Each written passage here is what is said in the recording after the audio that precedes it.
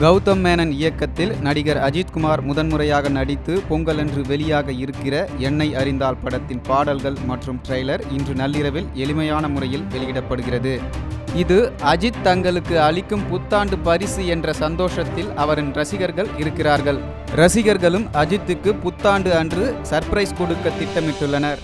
அதாவது புத்தாண்டு அன்று சென்னையில் உள்ள ரிச்சி தெருவில் என்னை அறிந்தால் இசை வெளியீட்டு விழா பிரம்மாண்டமாக நடத்த உள்ளனர்.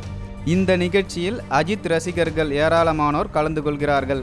நிகழ்ச்சியில் பட்டாசு வெடித்து கேக் வெட்டி கொண்டாட உள்ளனர்.